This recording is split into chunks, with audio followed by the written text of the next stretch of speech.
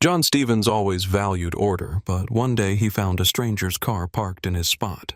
His neighbor, Richard, just smirked and said, "You've got a garage, don't you?" The HOA refused to get involved, and the neighbors just watched from the sidelines. When Richard took things further and started scratching John's fence, his patience finally snapped. He gathered evidence and called the police. No one expected how this conflict would end. But let's start from the beginning. John Stevens had always taken great pride in his home in a quiet suburban neighborhood. As a former military man, he valued order and discipline, meticulously maintaining his property and strictly adhering to the neighborhood rules. Every bush on his lawn was neatly trimmed, every stone on the pathway was perfectly aligned, and not a single speck of dirt marred the pristine appearance of his estate. His home was his fortress, a reflection of his principles and hard work. But one morning, his usual routine was disrupted. A strange car was parked in his designated spot in front of the house. At first, John assumed it was a mistake. Perhaps guests of a neighbor had accidentally parked in the wrong place. But when he noticed that the car had been there for 3 days in a row, his patience began to wear thin. A growing sense of indignation welled up inside him. How could someone so blatantly ignore private property? He wasn't used to such invasions, and his mind demanded clarity and order. John knocked on the door of the house next door, where Richard lived, a self-assured local who always acted as if the rules didn't apply to him. Ah, Richard. The kind of man who prioritized his own convenience over others' comfort and seemed oblivious to the concept of respect for his neighbors. "Hey, Richard, is that your car in my spot?" John asked, trying to stay calm, though he was seething inside. "Yeah, it was just more convenient for me to park here. You've still got space in your garage, so what's the big deal?" Richard replied nonchalantly, barely glancing his way. How could someone be so inconsiderate? John explained that the spot was private property and politely asked Richard to move his car, but his neighbor simply smirked and went back inside without even offering a response. A wave of frustration and resentment flared up in John's chest. This wasn't just a violation of the rules. It was a challenge to his principles. Standing on his porch, John felt his fists clench involuntarily. He knew he could settle this with force, but his years in the military had taught him to resolve conflicts differently. He took a deep breath, assessing the situation. This would be a fight for justice, but he would handle it on his own terms. The next day, John irritably noticed that Richard's car was still occupying his parking spot. Anger boiled inside him, as if someone was slowly pouring oil onto the fire. He took a deep breath, trying to calm himself, and headed to the local Homeowners Association, HOA office, hoping they could help. The spacious office, filled with the aroma of fresh coffee and paper, was where he was met by Mrs. Barbara Tate, a stern but, as it turned out, indifferent woman who didn't seem to care about other people's problems. John tried to explain the situation, but Barbara merely shrugged and said in a flat tone, "We can't interfere in private disputes between neighbors. Try to resolve it peacefully." Peacefully? Sure, easy for her to say. The HOA office was bright, with large windows overlooking a well-kept lawn and a playground where children were running around. On the walls hung neatly framed community rules printed in small text that no one probably ever read. In the corner, a goldfish lazily swam in an aquarium, almost symbolizing how slowly problems were resolved here. John wasn't ready to give up and decided to confront Richard once again.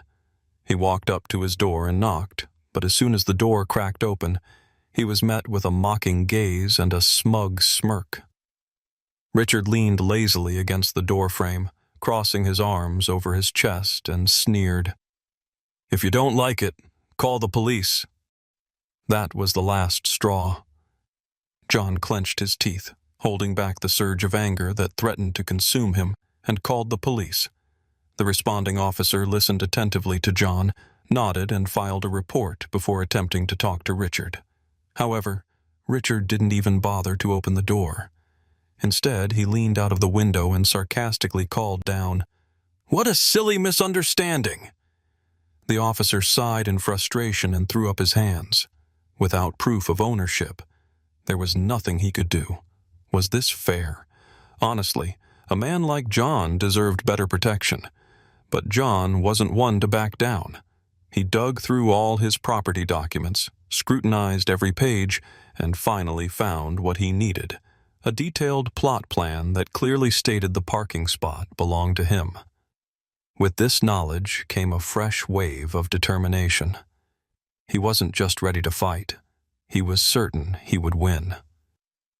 Installing surveillance cameras, he planned to gather undeniable evidence. Now, he had a clear course of action. Would the documents and surveillance footage be enough to convince stubborn Richard?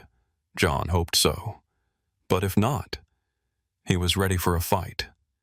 Outside, the twilight deepened. The streets bathed in the warm glow of streetlights, and in the distance, the barking of dogs echoed, a reminder that the night ahead would be filled with contemplation and planning.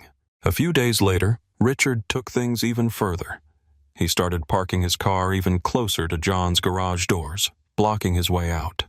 Every time John tried to pull out, he had to maneuver with great effort, navigating the narrow space as if he were steering a tanker through a tight canal. His hands gripped the steering wheel tightly, his heart pounding faster with growing frustration. The HOA still refused to intervene, dismissing him with empty formalities, while some neighbors started whispering that Richard was just testing John's patience. The atmosphere in the neighborhood was heating up, turning what was once a cozy community into a silent battleground. However, not everyone stood idly by. Some neighbors rallied behind John, suggesting they file a collective complaint with the police. The signatures were collected slowly but steadily, as people began to realize that if John was suffering today, they could be next. Meanwhile, John's surveillance cameras captured Richard deliberately scratching his fence, likely in retaliation for the complaints. In the silence of the night, the screeching sound of metal scraping against wood echoed through the yard, like a harbinger of the storm to come. John replayed the footage over and over, his face growing darker with each second.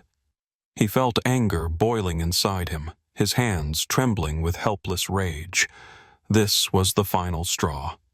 Feeling that he could no longer tolerate the situation, he called the police again, presenting all the evidence: property plans, security footage, and written complaints from his neighbors. This time, the officers took decisive action. The arriving patrol didn't give Richard a choice. His car was towed right from the parking spot, leaving behind an empty space, as if the oppressive presence had finally been lifted. Richard looked stunned, his face flushed with anger, but arguing with the law was futile. He muttered something under his breath and slammed his front door so hard that the windows shook. The fine for trespassing on private property was an unpleasant surprise for him, but for John, it was a long-awaited victory for justice. A tense silence settled over the courtyard. Some neighbors peeked through their curtains, some with relief, others with curiosity. Elderly Mrs. Clark, always so friendly, stepped onto her porch and gave John an approving nod, while her dog barked softly as if in support. John stood at his gate, feeling a surge of pride and satisfaction, knowing he had finally defended his right to his own space. The evening air was crisp and refreshing, and for the first time in a long while, he felt like he could finally relax. A few days later, Richard approached John with a guilty look.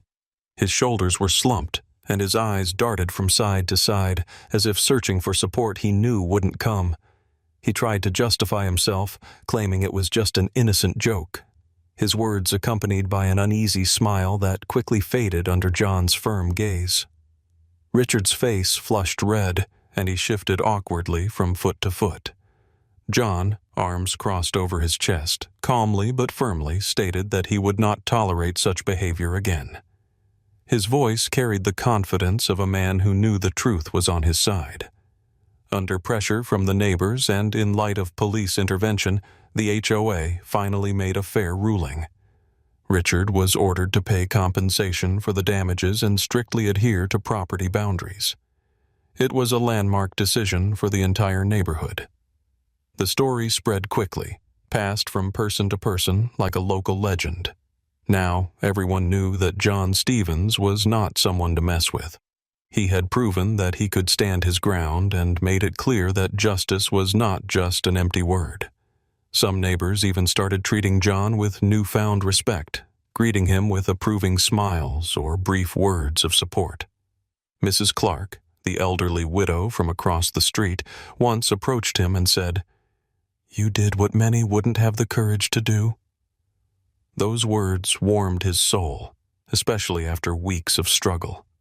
The next day, John finally parked in his rightful spot without any trouble. He lingered in the car for a moment, savoring the sweet feeling of victory. The gentle rustling of leaves and the steady patter of raindrops on the garage roof created a sense of serenity. As he closed the gate behind him, he smiled, feeling the weight of tension finally lift from his shoulders. Now, he could enjoy a peaceful evening on the porch without worrying that his spot would be taken again. He knew that similar situations might arise in the future, but now he was certain he was ready for anything. Truth always wins if you stand your ground, he thought, gazing at his property with deep satisfaction. His home was once again a place where he felt like the master, not a hostage to someone else's audacity. The evening air was fresh. The aroma of coffee drifted from the kitchen, and he realized that life had finally returned to normal.